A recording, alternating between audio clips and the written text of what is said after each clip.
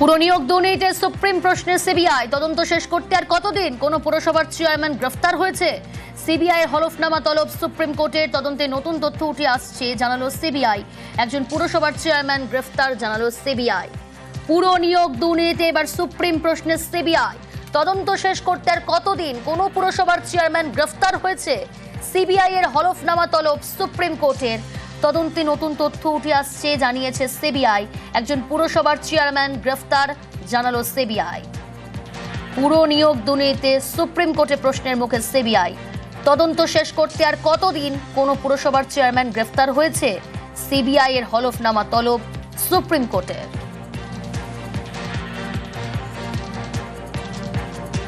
আপনাদের আরো একবার জানাই, পুরো নিয়োগ দুর্নীতিতে সুপ্রিম প্রশ্নে সিবিআই তদন্ত শেষ করতে আর কতদিন?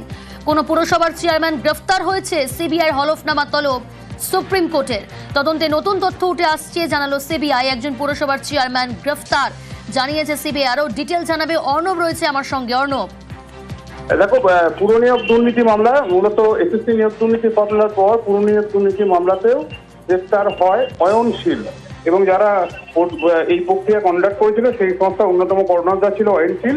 তারই জামিন মামলা সুপ্রিম কোর্টে পৌঁছলে বিচারপতি পি.এস. নরসিংহ রায়ের বেঞ্চ আর সিবিআইয়ের উদ্দেশ্যে প্রশ্ন ছড়ে যে কবে এই তদন্ত শেষ হবে এবং দীর্ঘদিন শুনানি তদন্ত করছে সিবিআই, কিন্তু সেই তদন্তের অগ্রগতি বলতে যা বোঝায়, কতজনকে আপনারা এখনো পর্যন্ত চেয়ারম্যান পুরসভা 17টা পুরসভার বিরুদ্ধে অভিযোগ ছিল নিয়োগের দুর্নীতি, কজনকে গ্রেফতার করেছেন এবং এই তদন্ত প্রক্রিয়া কবে শেষ করতে পারবেন?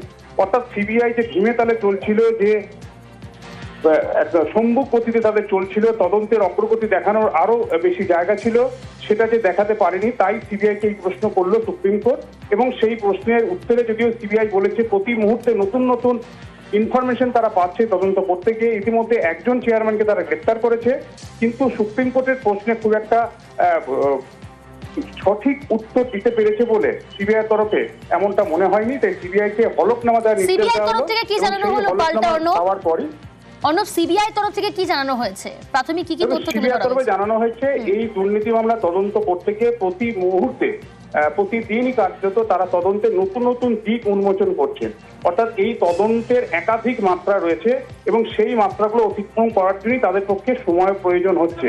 যদিও প্রধান এক্ষেত্রে বিচারপতি পি.এস. নরসিংহ প্রশ্ন করেন যে এই নিয়োগ দুর্নীতির আসল কাণ্ডারিত হচ্ছে এই অয়নশীল, কারণ এই যে ওএমআর কারচুপি যাবতীয় কিছু আসল মাথা তো সে। যদিও তারা আইনজীবী উত্তর দেওয়ার চেষ্টা করেন যে না, এটা এসএসসি নিয়োগ দুর্নীতি মামলা নয়, এটা পৌরসভা নিয়োগ দুর্নীতি মামলা। কিন্তু সুপ্রিম কোর্টের বুঝে নিতে অসুবিধা হয়নি যে সিবিআই যে তদন্ত করছে তার যথেষ্ট তদন্তের অগ্রগতি নেই, তাই প্রশ্ন ছোড়া হয় এবং শেষমেশ হলফনামা দিয়ে এই তদন্তের অগ্রগতি এবং অয়নশীলের এই জামিন নিয়ে সিবিআইয়ের কি বক্তব্য সেটা হলফনামায় দেওয়ার নির্দেশ জারি করা হয়েছে। এবং সিবিআই হলফনামা দিলে সুপ্রিম কোর্টকে যদি সন্তুষ্ট করতে পারে সেক্ষেত্রে মামলা ভবিষ্যতে অয়নশীলের জামিন হবে কিনা সে বিষয়টা নির্দিষ্ট হয়ে যাবে। বেশ।